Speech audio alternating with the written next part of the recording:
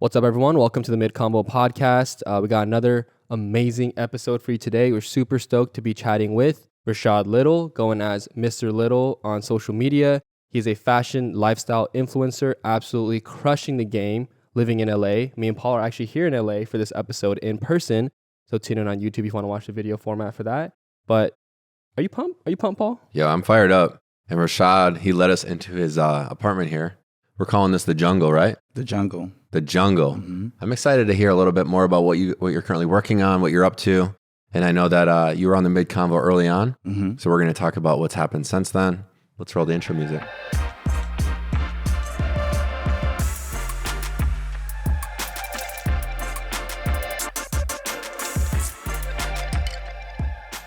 Rashad, thank you so much for being here. Mm-hmm. I know I just kind of gave you a little brief intro, but can you tell the people who's Rashad, who's Mr. Little, what you about, bro? Yeah, so first of all, thanks for having me, guys. And thanks for being in the jungle, my place. Mr. Little on all social media platforms. That's with 2 R's. I'm a fashion and lifestyle content creator / influencer. I've been doing this for a little over 4 years now. 2 years full time. I got into this because I didn't see a lot of black male representation in the space. And I just felt like I could come in and really just create that lane for a lot of black men, a lot of men in general who needed help with dressing, fragrance, dating advice, curating their life in a certain way, and just overall like male development. So that's my inspiration behind why I do this. Originally from Philly, been in LA for a year and 3 or 4 months now. It's going to be hard to leave this place. Has place. it already been that long? It's been that long already. I got here last October. Crazy. And then, signed this new lease this past October. And it's already, might as well say it's March now.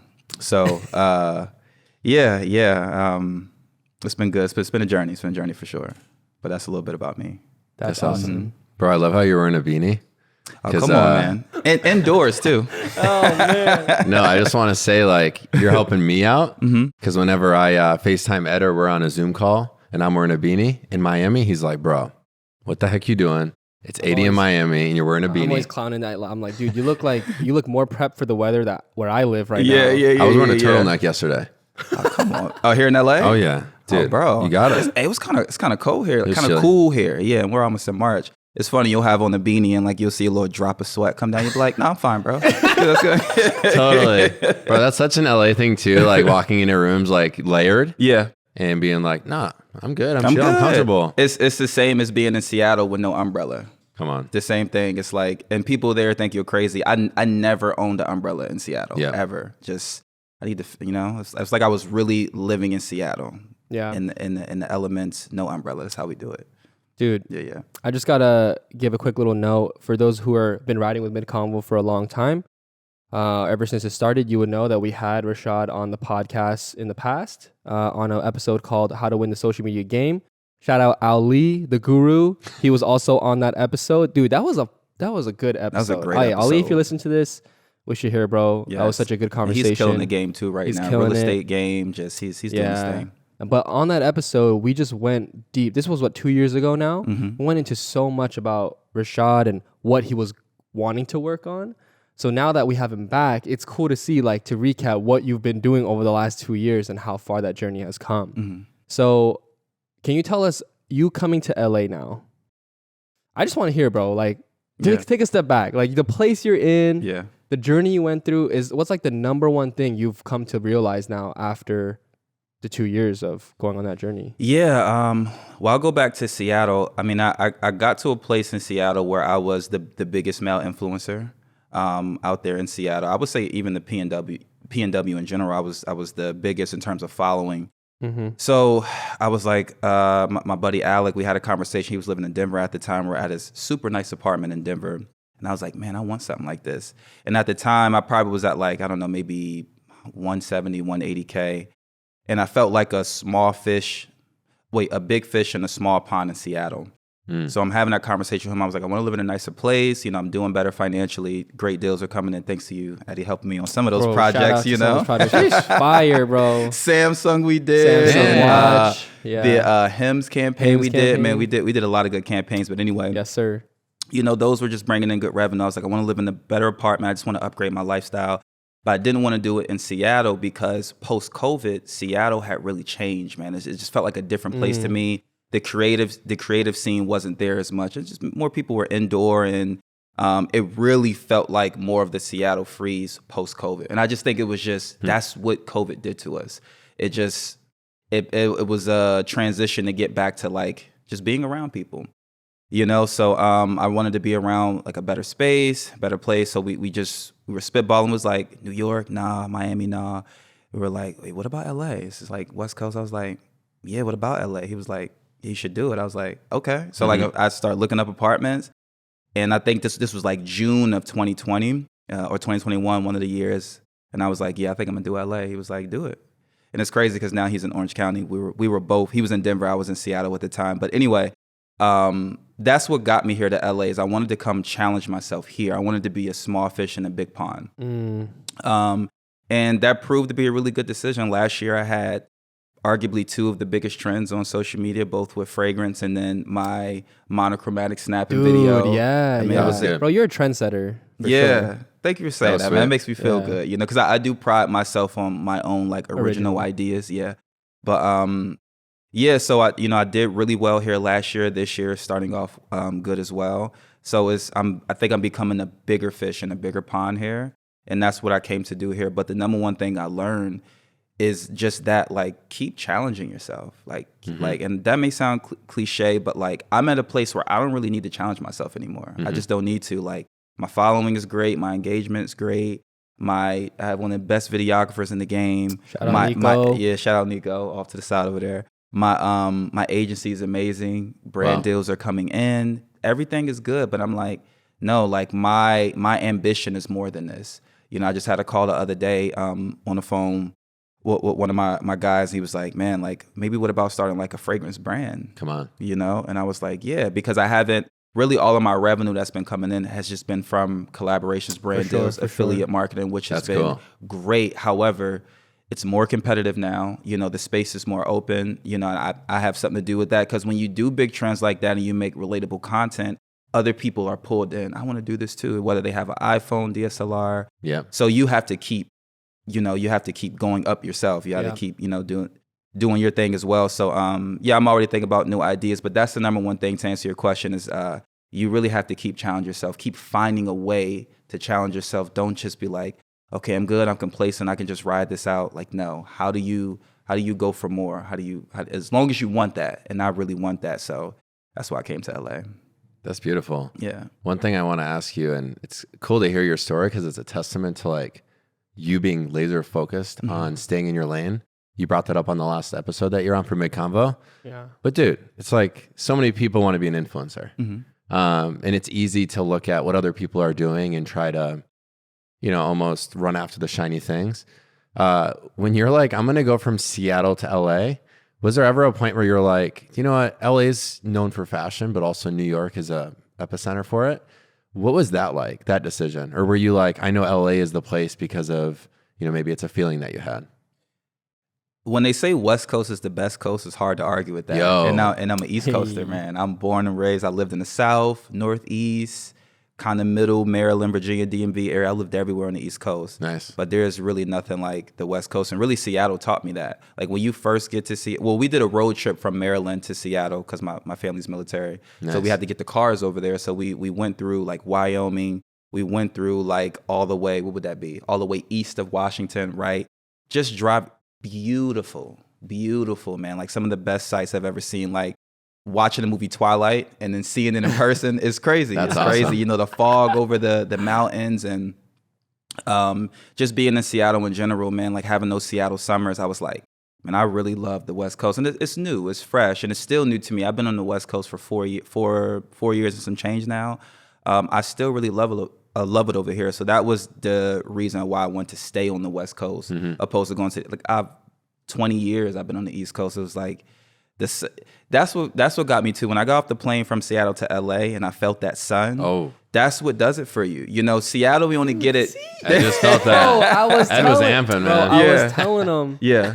I was telling him when I got off the plane and we were driving on the highway, and you're just driving or you're walking around. I was telling him, I was like, dude, I don't know what it is. It hits different. The sun here in Cali just hits different. And when I say it out loud, it sounds crazy. Cause I'm like, what, bro, what are you talking about? Like a sunset is a sunset. Sunrise It's a reason why, like, it's weird though. Almost 3 or 4 times a week now, I'm posting the sunset of this place in my story. I don't know, just the California sun just hits different. And when people get here and they see it, they like, oh. And it's even crazier in Orange County. You go to like Manhattan Beach and those areas, it's Laguna Beach, it's unreal, man. So that's why I wanted to stay over here, because I feel more creative on the West Coast. I do, and the weather's good and the people are dope. It's gonna be hard to leave the West Coast. Wow. Yeah. All right, so I think I want to go back a little bit on your story, because I feel like a lot of people might be listening to this, and I had the privilege to be able to like know you early on in your journey in Seattle. I remember the first time you hit me up, I think you were at like 9,000 followers, dude. Talking about, yo, I'm an influencer, man. I'm an influencer. Okay, but yo, I really appreciate that about you're on you. Twitter, though. You know? Yeah. Yeah, I think you had like 9,000 followers, and I remember thinking like, yo, this dude's really cool. He's laser focused. He takes it super seriously, and I love that about you. So a lot of people might be listening to where you are now in LA, Dope Pad, all these brands. They go to your Instagram. They don't really see all the, they might not be scrolling way back, seeing like where you started from. And so I would love to just kind of get your input on how actually, Paul mentioned it. I want to play you something. Yeah. It was from our first podcast. Okay. All right. Let's take a listen. See how cringe this is. You got to put out fire content. You got to put it out consistently, and you got to collaborate with others who are doing the same. And that's my mentality, man. How I kind of have stayed. I think that was your original question.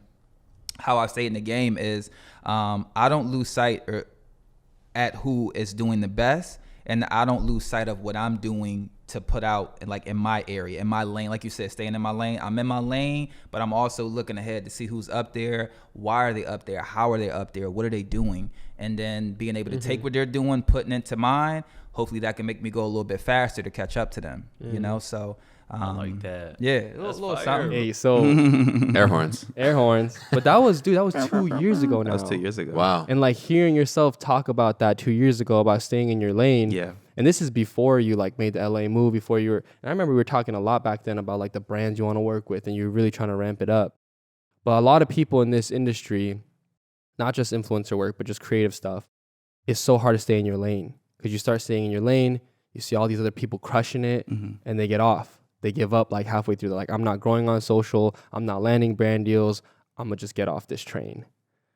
How have you managed from like the 9,000 follower time when we met with like Dita Eyewear and all that stuff? How did you manage to like not have that like go away? You just had that laser focus when there was no money, when there was no brand deals. There was not that many big creators hitting you up. You weren't getting invited to events and all that. Yeah. How the heck was that 2 years ago? Take us into your brain a little bit crazy. on that.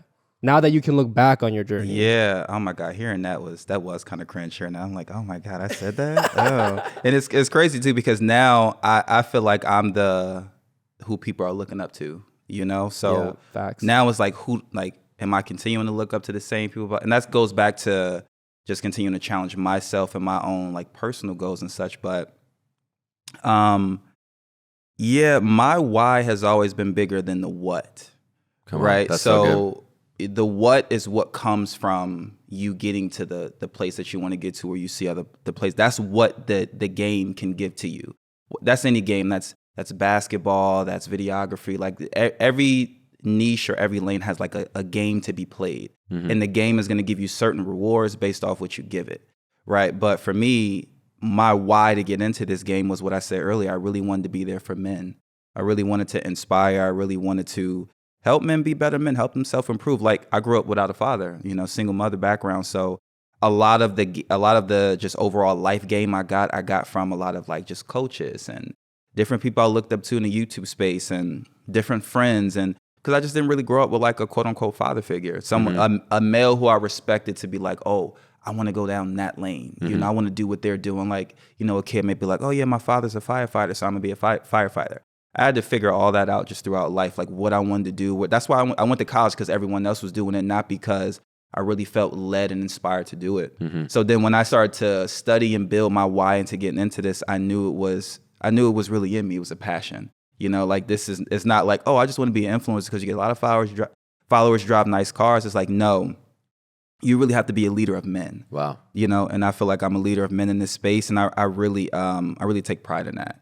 So that's what has kept me going and motivated. Is my why has been bigger than the what I could get from this. Wow. And from 9K, it was always the same. When I worked with you, Eddie, it was like, and it never like actually came out. And I'm not the best creator. I'm not the most on time. I'm not perfect in any means, but like I'm really dedicated to what I do, with what I have going for myself. Like my skills now, what I have, I'm just working with this.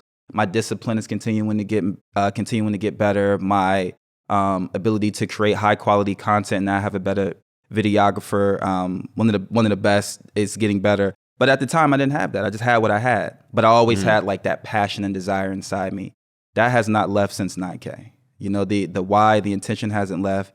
Just my means of doing what I'm doing has gotten better, you know, to really put out my message. So yeah. Bro, you went from 9K, what you at now? 546 on IG and 613 on TikTok. That's Bro, crazy. In 2 years, that's like over 500,000 followers of growth. And in my particular space, those are like really big numbers. For sure. You know, in the sure. grand scheme of things, there's a lot of TikTokers and Instagram people, more celebrities, or just, you know, the younger Gen Z, they just get on camera and do cool stuff get millions and millions of followers.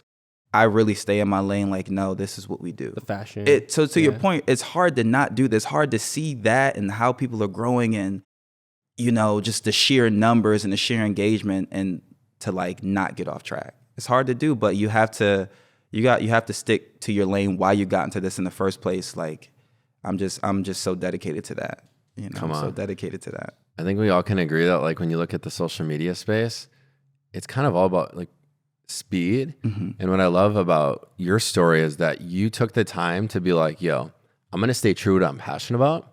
And it's helping men in these areas, because dedication, your just focus and everything kind of fueled into that to get you to where you are.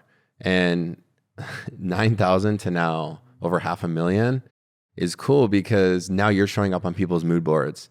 Now you're equipping guys with things that they're able to bring into their own lifestyle.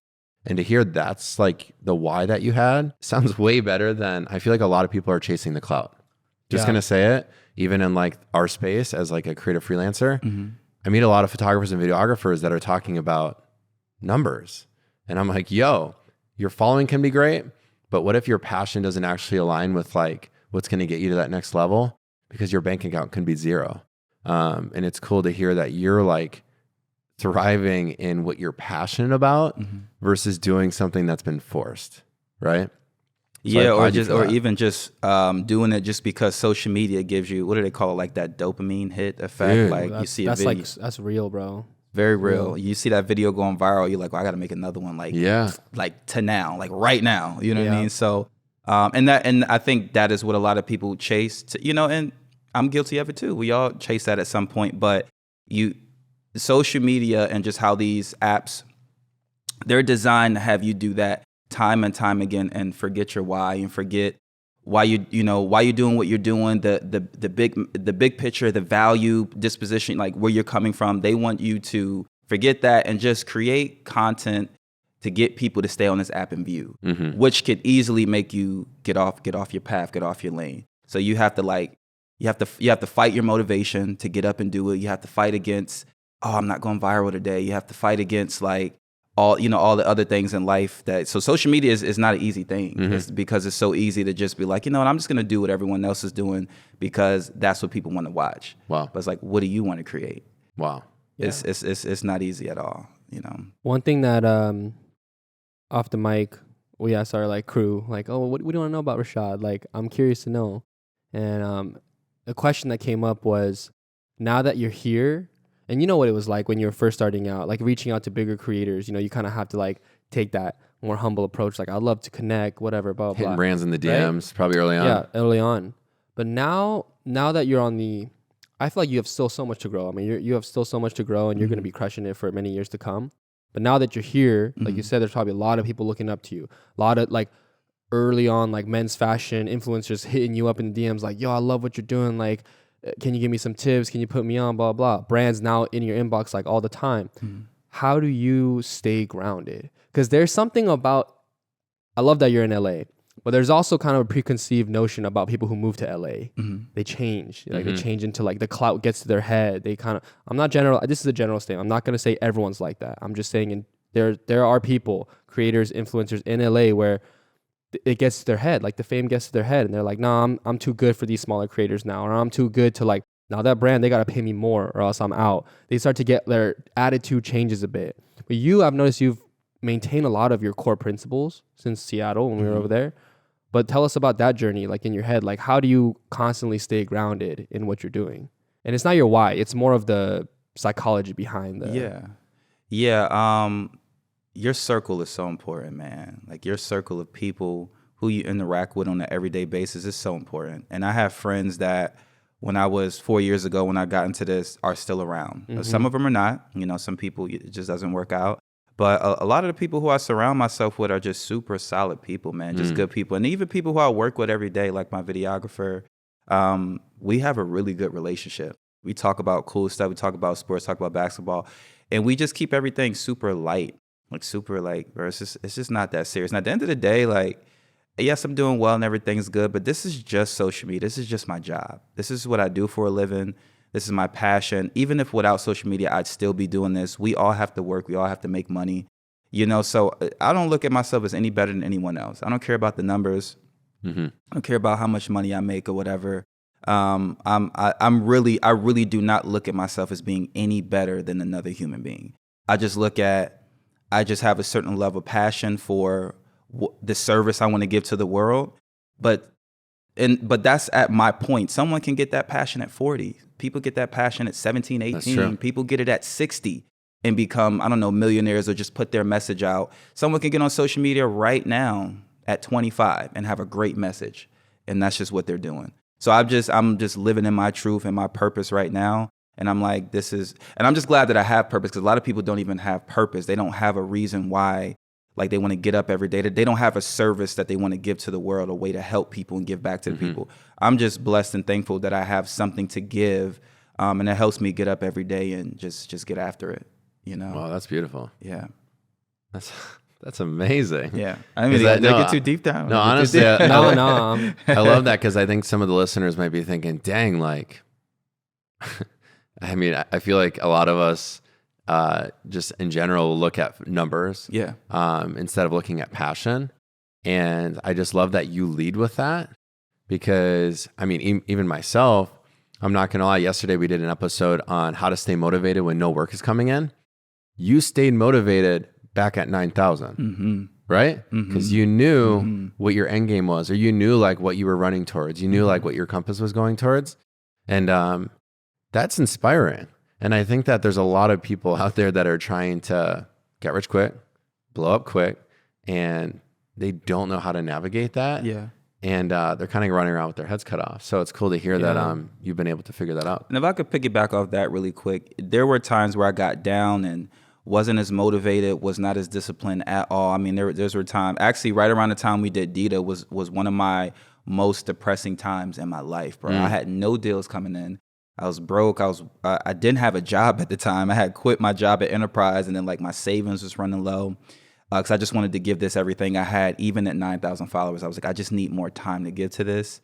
And then I had a deal come in. But I'm saying that to say, at the time, it was my circle of people that brought me out of that. You know, it was you met Neek. It was my girlfriend at the time. Shout out to her. She really just helped pick me up. She did. She was just like, you know why you want to do, like, you know where you're going. You know it's gonna work out for you. Just stay in the game, basically. And that's what I did. And then I also I had like a Banana Republic deal. It wasn't paid at all. It was just like, the Banana Republic wants to work with me. Like my first pictures that I took was with Banana Republic gear on, tagging them like, hey, I'm this new zero, 2 follower influencer in the game. I'm rocking your stuff. You need to know about me, you know? And then boom, I think it was like a year and a half from that, they reached out and wanted to work with me. So yeah, it was definitely, I do not give myself all the credit for staying as like down and purposeful and motivated, but the people that I surrounded myself with definitely helped me to continue to see the course of action, you know? Yeah, that says a lot about your character, because one thing I won't forget is before Rashad left Seattle, he put together like a little get together at his old apartment and was like, hey, before I go, like do this thing. And I think everyone in that room knew that like Shaw was going to LA and he was going to do big things. I already knew that. I knew that from the moment I met this guy. But it just says a lot to his character because he put together a little group of people that he felt like was super important. He felt like those are the people are why he's going to LA and like why he was able to put up Seattle and like grow his brand. And that's special because a lot of people don't do that. You know, they're like, oh yeah, I'm making moves. And they just kind of forget about all the whole circle that kind of brought him there, if you think about it. And so shout out to Christine too for taking the picture that has us all in it. That picture of from that going away, his wife took, and she was such a big. She was such a big hit at that party. Everybody loved her. We was like, yeah, we want to adopt. Not that they didn't love you, Eddie, but I'm just saying, like, no, like people knew you, but they didn't know like your wife, and it speaks to what I was saying before about your circle of people. Like she's an extension of you, you know, sure. and. Yeah, so shout out to her for taking that. I still have that picture. I may get it framed one day, like, because Seattle is where it all started for me. That's where I took my first pictures. That's where I met Eddie. That's where this whole thing started, and it was like that was the culmination of it at that one going away party, and then like now we're in LA and we're doing this thing. So yeah, just had to say that real quick, bro. It's so cool. One thing I would love to hit on is I feel like getting into some of the nitty gritty as far as like. Now that you have way more exposure to brand deals, right? Like how to facilitate brand deals, you know, the average income you make from certain brand deals. I mean, bro, you've been doing like stuff with Lexus, Nespresso, McDonald's, like, I mean, all the household name. Bro, they got to bring back the Cinemelts though. I don't even know I've ever had a Cinemelts. Everyone's always raving about the McRibs, but it's the Cinemelts that we need to care about, right? Yo, what up? I'm Team McRib out here. That's fire.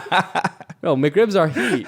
Off of what Ed's saying though is on the MIDCONVO, we love talking about things that most people aren't willing to talk about. Yeah. When we talk about freelancing as a photographer, videographer, we're talking about pricing. We're talking about budgets. We're talking about pitching, negotiation. Because let's be honest, you could be the biggest influencer, but if you don't care about the business side, the admin side, guess what? Nothing matters. Yeah. Because you're getting your door knocked on and you don't know how to deal with a contract, well, forget about it. So I think we definitely have some questions prepared that we want to ask where we feel like people that are aspiring influencers or regardless of whether you're an influencer or not, I think it's cool to know because I think it bleeds into other areas of people's businesses. Yeah. Like aside from having that unwavering belief and like that belief and passion for yourself, let's say someone's listening to this right now. Let's say they have 5 to 10K Instagram followers, right? They want to work with brands. They have the unwavering belief. What are some like the action, like literal actionables that they would take like tomorrow to start landing some brand deals? Like if you were to go back to your younger self and like, damn, if I knew that, I would be here way quicker. What are like some of those things you think? I tell you, since we're switching gears, before we get into that, if I could pour a little bit more of this. Let's go. You got to pour it in front of the mic though. Pour that Johnny Walker, We're all bro. about the ASMR here at MIDCONVO. Let's do it. Oh, he's going to go righty. You're a lefty. I'm a righty. Oh, yeah. Okay. Can I hear that? Yeah. Yeah. This is great. You know? All right, I'll take it and help you out I here. got you. Love it. I'm just glad it's the evening here. Thank you for this. Let's get this. Oh yeah, you know it's so dark in here right now. Like it's 5 p.m. somewhere. Oh, if people knew what time this podcast recording was. I need to go down the ASMR lane, man. That's a whole different lane, Bro, like the sound of putting on the cologne. Little spritz. Nico, man, we add that to the list. You know, we got to get some. I don't know, these kind of real sensitive mics. We need to pick up everything. That's why I was real quick before you go into the actionables. I was telling Paul, I was like, yo, you know what's so cool about Shad is that like trendsetter, awesome content, but I guarantee you there's so many people that would love to just hear you talk. Like, you know, you're on Reels and all those things like that, but you got gems. I remember the first podcast, remember we were with Ali and then I was telling Ali, I was like, wait, what the? Dude, Shad got gems. Like, this guy we talk. almost had to quack you, but all right. Oh yeah, I was like, Shad could talk on the mic. Yeah. You know. So anyway, I want to say like I think it's insightful for a lot of people who follow you, not just MIDCONVO, but people who maybe follow you who are thinking, dang, like I would be interested in hearing like how Rashad got to this point. Yeah. And you have a lot of good things to say, so I just want to. Yeah, man. I definitely need to incorporate that stuff so much more, man. And again, it's hard when your lane works so well to start like dabbling in that, driving over here. But I'll get to your question, which was you said, 5, 10K. They're trying to land more brand deals. Yeah. Okay. representation has been so huge for me, man. Representation really, like, and for those that don't know, representation is like an agency that helps you get brand deals, that negotiates your brand deals so that you can just focus on making content. So like my first agency was Wilhelmina. Oh, nice. And I signed with them around $42K. And yes, I had to give them 20%, but it started to show me like what my worth was. Seeing the amount that we were getting in, seeing the brands that were reaching out, passing on these inquiries and seeing how quickly they got the deal done, usage rates, exclusivity, what all this stuff means, what does a blind pitch look like, what should a verbiage look like, all those things. So I think finding it's so easy now to find agencies because there's so many. Like your next door neighbor could be like, oh yeah, on the side I run an influencer agency and they're just negotiating and just basically managing your stuff so you can just do what you do, almost like a recording artist. So I would say that's number one. Definitely look into that. But number two, if the inquiries aren't coming to you, you got to go get them. You just got to go. Like when I was coming up, I was hustling, and I can go back in my DM now, all the brands I wanted to work with, like, hey, this is my engagement rate, this is my demographics, this is my biggest cities that like my content. I could do this for you, I could do that for you. This is the value exchange that we can have between one another. Like I was in it. I would send a DM, I would go to the website and send an email, and then I would send the email from the page's IG page. I would click on the little customer service email. So I was sending that DM everywhere. And I got a lot of no's, but I did get a couple yeses. And that's all. If you send out 20 DMs or 20 inquiries and you get 3 back, that's a win. If you get 1 back, massive. that's a win. If they even get back to you, that's a win. Because now you know, okay, well, I can move on. I can check them off the list. Let me move on to someone else. It keeps you in the game. So yes, number 1 would be look for an agency. And number 2 would be get out there, Google blind pitch for a collaboration or looking for a brand deal. What should my email be? Like, go find that information. That's awesome. You know, go find that on TikTok. Like TikTok has so many people now that will show you how to get brand deals. That goes back to the why. Like you gotta really want to influence people and be in this game long term to do stuff like that. You know what I mean? Because it may not be coming. Go find it. I love that. You gotta have skin in the game. I mean, I'm sure there were days where you were like, bro, I got ghosted. Like I sent out all these messages, I got ghosted. And we talk about it all the time. But I'm curious, was there ever a moment where, fast forward to like even last year, where a brand reached out to you in the DMs and you saw that you had initially messaged them? Did that ever happen? I was just about to say that. That's dude, crazy. That's some. Where you were left on red and then you're like full circle? Which brands hit you back up? They're like, oh shoot, this dude. I would say recently. And I can't remember the brands off the top, and I'm not gonna. It's kind of mean to put them out there like that. But you don't have to mention specific brands. There's about 3 or 4 brands, that has recently reached out that left me on red or just ignored me, whatever. It was like, oh no, we don't have any space for you, blah blah blah. And now they reached out and they sent me some stuff. Can I just say what's cool is it might have been that there just wasn't a budget at that time. It could have been that your profile just didn't align with their brand and like what they were trying to launch. But I love hearing that because I have friends that are musicians that full circle are now on tour with some of their favorite artists that they were door knocking on years ago. And it shows dedication. I have a question for you. When it came to that outreach and, finding the emails on LinkedIn or on the website and stuff like that, was there ever like one hack that you feel like helped increase open rates? Was it sending, photos of you in their clothing? Was it sending a customized video? Was there one thing that stuck out, or do you feel like for the most part it was just a numbers game with the same type of like script email? Yeah, it's like a combination of things. So it's doing a post for them and tagging them over and over again. Like, so I have a Banana Republic like blazer. I do like a high quality post with that blazer and I make sure I tag them. Then I turn around, take that same post or just some whatever content from that shoot, put it in my story and tag them. And then I go and engage on their content. So we talking, dude, these are gems right here. Yeah, boom. Like, because that's what makes a brand wants to work with you. Do you actually support us? Are you actually, can you actually rep for us so we're not giving you anything? Like, who's gonna be good. like, yeah, sign me up for that? No, because everything now is so given. It's like you don't want to put, to your point, you don't want to put any skin in the game. No, go buy the blazer with your own money. Don't ask for it and they send you it and you got to do a post for them. Go buy the blazer. Go with your friend or girlfriend or whoever. Go do the shoot. Do a really good shoot, really good caption. Do a post, not even like it's a sponsored post, but do a post that's very genuine to you and your brand, and then put it out there. And it's just putting it in the story and saying, little Banana Republic in the corner. Show them some love. Like, really show that brand some love. And do that enough time, they're going to see you and be like, oh, yeah, we see you. If this dude do one more freaking post, all right, what do you want, Rashad? What do you want? That's what you want these brands to say, like, how could we not work with you? Mm-hmm. And I think that is what sets apart people that can stay in this long term and just having that mentality. It's just like, I'm in this. You gonna work with me. That's a golden nugget right there. Yeah. If you're listening, it's time to take action on that. Mm-hmm. For sure. You can no longer message someone just looking for a handout.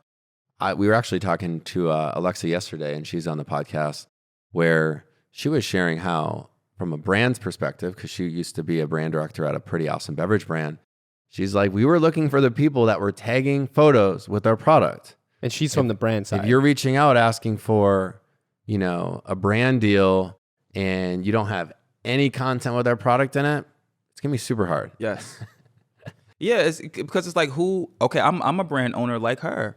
Who really rocks out with me? Who's really repping for me? Yeah. Like that sounds like such a, I guess, like moot point or just like a small thing, but everybody's reaching, especially if you're a brand that like really has it together. Yeah. Everyone's like, yeah, I want to work with you. I want to work with you. I want to work with you. I want the person that's like, I'm already rocking with y'all. That's like someone with MIDCONVO. It's, oh my God, I want to come on. I want to work with you guys. Can I just be one of the camera guys, blah, blah, blah. Well, is there a way for me to go back and look at how many episodes you've listened to? That's how much watch time do you have? How much listening have you done? That's fire. Yeah, I think with what you're saying, it goes such a long way when we get a voice memo from someone who's an active listener and they're sharing an episode that we've had a conversation on and how it's impacted them. Or we've gotten personalized videos from people from like London, and we're like, all over the world. Yo, my guy, when we're in London, you're on the episode. I was about to say, it makes you want to take a trip to London for those fans. Sure. Yeah. I saw you was a little low. Oh no, I'm good. You're all right. All right, I was gonna get you right. Good. Man. Thanks, bro. Appreciate it. I want to switch gears a little bit before we kind of close up the podcast, but now that you're here, I want some story time. Like, is there any situations where you've run into where you're like, in the last podcast episode, I know it's kind of rambly, but the last podcast episode, me and Ali were talking about, dang, you know what's the best feeling is when people leave you on red or ghost you, and then you show up to that event and now you're there. Or like you said, like a brand will ghost you and then they reach out to you in the DM and you're like, dude, I reached out to this brand like in 2018. Yeah. Dude, do you have any funny stories about how that's happened in LA now? Like, have you been reaching out to some of the brands or some people? You don't have to name specific people, but you're like, I'm in this circle now.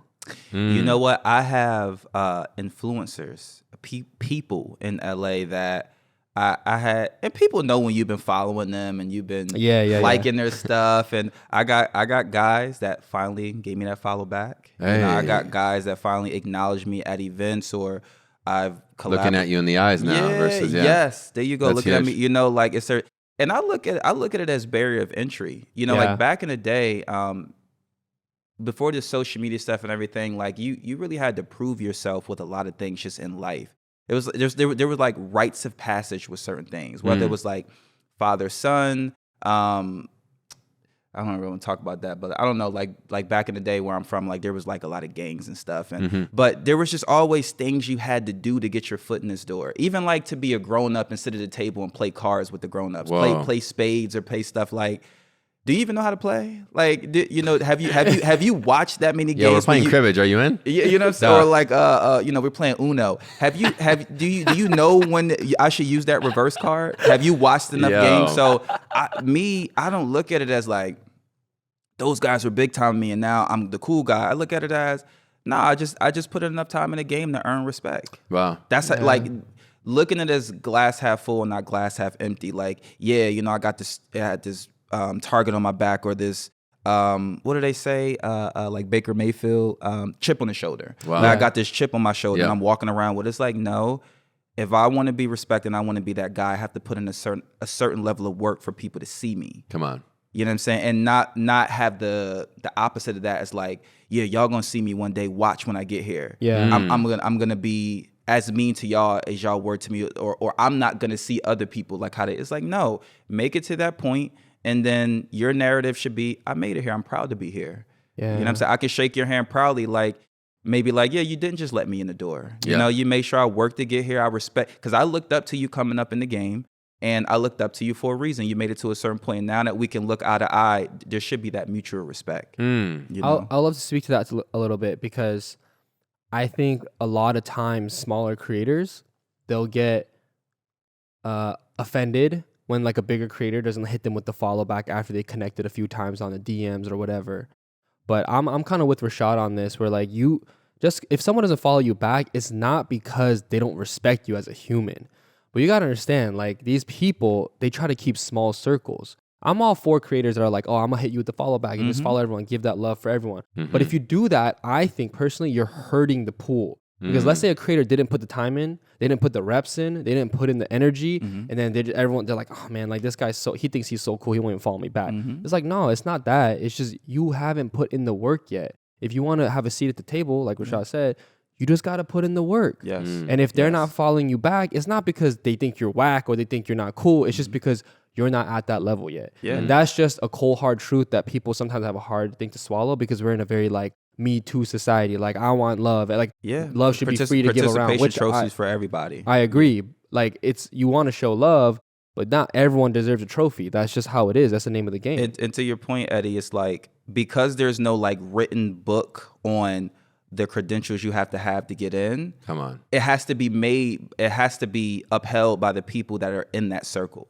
You know, someone has to have that, like, I don't want to say gatekeeper mentality, but the mentality of like, there are certain things you need to do to be in this room or be a part of this team or whatever the case, or to even work with MIDCONVO, or to be an intern at Mr. Little. Like, I need to see what you've done. Wow. That's just like any other employer. Yeah. And now we are all at the point where we are at the top of our games, or we've started companies where we've done amazing things. So in order to give someone that amazing opportunity that we've built and we've grown, I have to make sure that that is in you too. You know, or else you're just wasting my time. You want to come in for 2 weeks, get some pictures, say you work with Mr. Little, blah, blah, blah, and then you're done. No, I'm not looking for that. I'm looking for someone who really wants to be here, and you're looking at me as an opportunity to give you, because that's what people do that's been in the game. We save you time. Wow. That is what the coaching, and that's what someone has put, mentoring. We will save you 2 years of your time if you listen to us and you be around us. So in order for me to give you that experience, you have to show me why I should give it to you. And I think that's a fair exchange. Yeah. That's really good. I just wanted to mention that, just because I feel like it's not gatekeeping. It's weeding out the people, in my opinion, that don't have enough grit to make it. Yep. Or else you're actually hurting them, because if you just like give them all this love and they haven't putting in the work, it's not gonna help them in the long run, because you need that passion, you need that grit to make it through. I'm the type to be like, listen, maybe I'm not a good fit for you, but I have a guy. I have a guy that maybe is looking for someone. Maybe they're not as big as me, or maybe they have more time in their hands. But like, I'm the type, I won't completely push you away. I'll just get you in a direction where you need to go. But this is the big leagues. You know, I don't think you're ready for the big leagues, but we can send you to the minor leagues. We can get you in the D League. You know what I'm saying? And then that's great though, because you work your way up, and it'd be like, you know what? We remember sending you to the minors. You're up here now. Yeah, come work. Come on. Yeah, it's just about being human about it. You just gotta have human interactions. Like, Yeah. I mean, at the end of the day, we are all social media accounts. I was telling Paul about this off the mic the other day. It's like, it's interesting, man, like this social media game, because I'm sure you run into it more in LA, but you meet someone, right? And you're like, oh, you know, obviously the creator exchange. Yo, what's your IG? Let's connect, blah, blah, blah. Go to the IG. Boom, 1 million followers. Go to yours. You're like 10K. You're like, dang. Like, Or also, I'm feeling insecure with my following right now. And that's a real thing. That's a real thing. And then you look at the mutuals and you start name dropping. Yeah.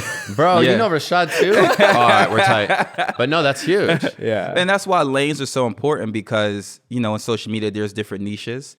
Let's just say, I don't know, someone working in the food industry, like the person that's at the biggest has 300K on Instagram, and let's say you're at 75K.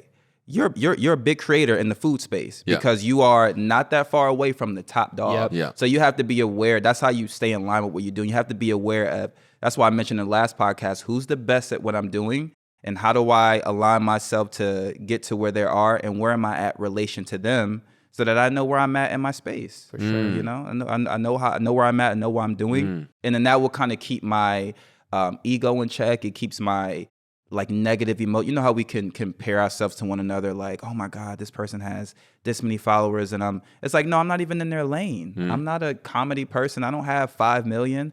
Wow. I'm a whatever person, and I have 20K. I might be doing really good in my space, in my niche. So you have to keep that in mind as well. It kind of helps you keep your mental together. Yeah. I got a question. I feel like as a creative, it's easy to hit creative block. And with you working with all these different fragrance brands and a lot of brands that are within the same niche or category in men's, health and wellness and just fashion, how do you stay creative, fresh, and new? Where do you pull inspiration from? Because I'm in the health, wellness, and fitness industry as a photographer. I'm in Miami. I'll be honest, there's times where I work with like an athleisure brand and they're trying to look like the shoot that I did for maybe Lululemon. And I'm like, how the heck am I going to make this look new and different? And also be content that I'm proud about. How do you navigate that? Because I know that there's maybe people listening that are like, trying to figure out how to find that niche or run in that lane. And in a way, you constantly got to be trying to figure out how to make things that are new and exciting. And like you said, you're talking to Nico about coming up with those ideas. How do you execute on that?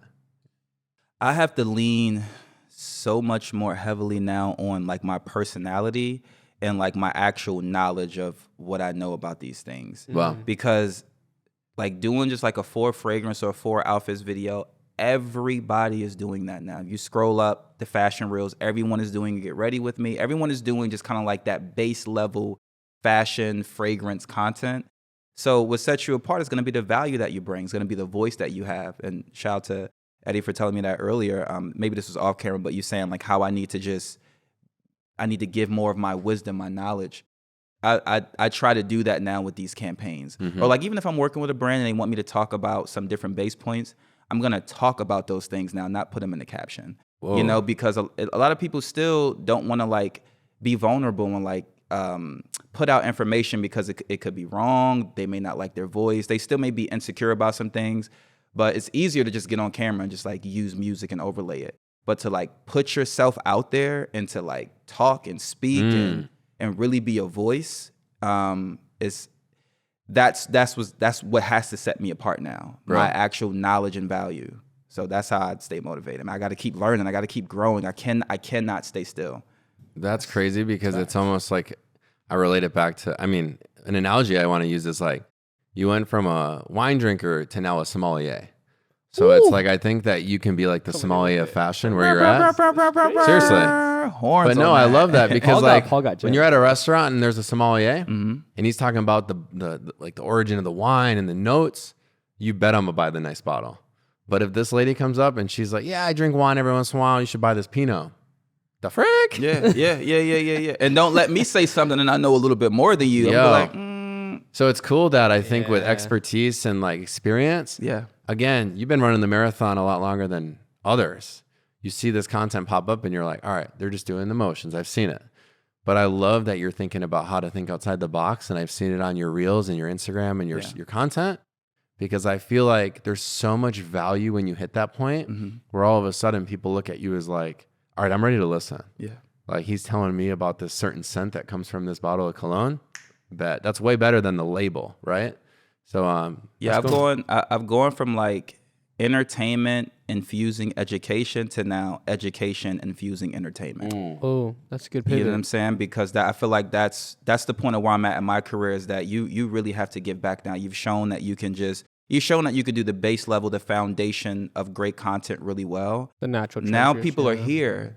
Give me something. Show me something. Learn me something. One of my guys, longtime follower, hit me up the other day. He was like, bro, when you did that dental like oral routine video, he was like, bro, I didn't know about the oil pulling. I didn't know about using coconut oil like after brushing and mouthwash. He was like, bro, I use that now, and he was like, my teeth and my gums feel so much better.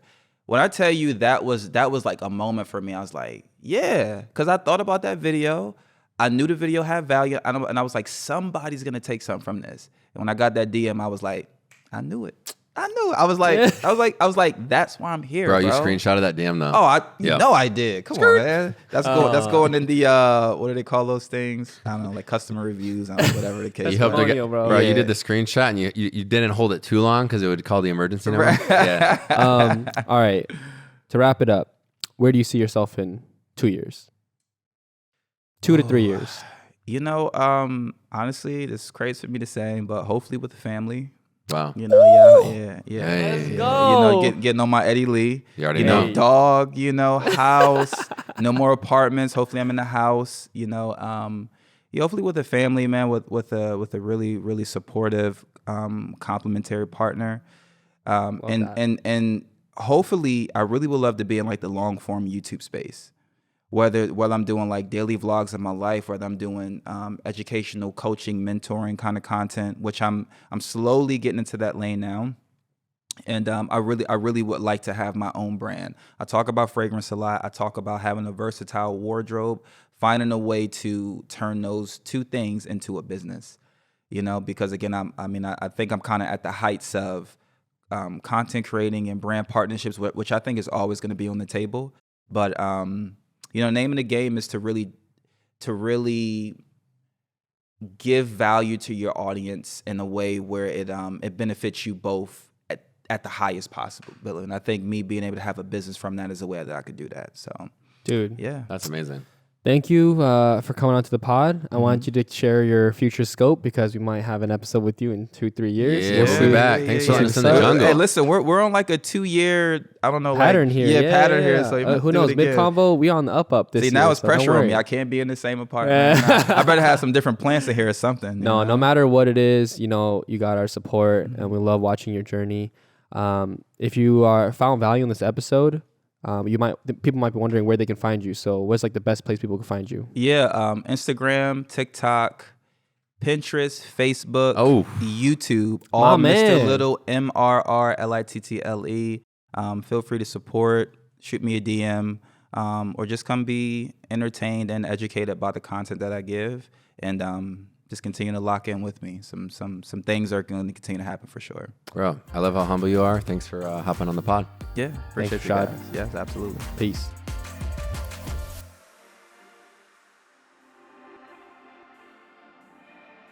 Yeah. All right, this is funny because if you're still listening, we just had like a bonus. This is like, the end credits at a movie. If you stick around, and then you get the end credit. Marvel Universe stuff. That's what we're doing right now. So Paul, if you wait until the end of the birthday party, you get the goodie bag. You sure do.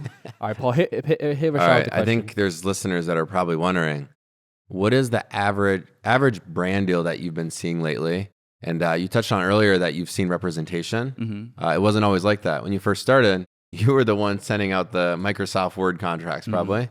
Mm-hmm. What does that look like now? Well, I would just give what my average rates are, and then I'll show you what kind of comes in, because it is based off usage, exclusivity, whitelisting, whether you want a story attached to the Instagram post, TikTok, blah blah blah. But I would just say just for an Instagram post for a reel, we're starting at $10K.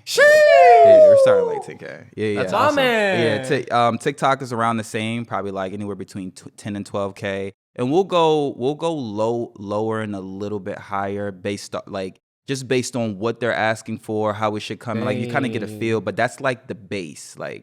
When we hit you back with that, you send an inquiry and we hit you back with what this is what it is up front.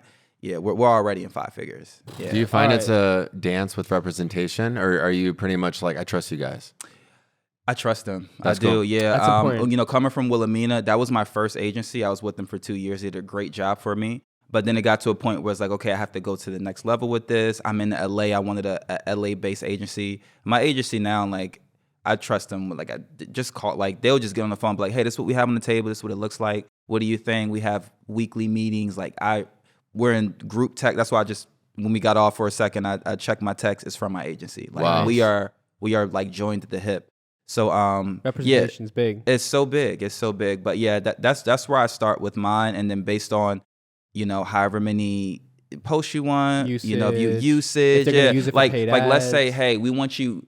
Let's say it's All Saints, and it's like, hey, we don't want you working with Essentials. We don't want you working with I don't know. Let's just say Nordstrom. There's like 8 brands you can't work with in For a like time 6 months for or like something. 6 months, right? It's like, okay, well, not only is my base rate where we're coming in, but now if you want to lock me down, now we got to tack on another, I don't know, 50, 60K. Because now you're taking other money out of my pocket. You have to compensate for that somehow. That's good. What is the biggest brand deal you've locked? You don't have to say the brand. Yeah. What's the amount of the biggest brand deal that you've locked in? It was It's okay. You don't actually. no. It's It's good. I want to say, but so I'll do year long and I'll do one. Yeah. One For- off and an annual. For just one, it was 25, and that was just for one reel. That's awesome. Yep, 25 for one reel. And then for a year, this was my last year-long partnership. It was 90, and that was for a whole year. That's working with awesome. them. For Yeah. the 25, I just want to say, like, it wasn't just you turning on your camera and doing a selfie video. No. Like, you put work into it. No. I'll say this: my best work on my page right now, and I think people would know which video this is.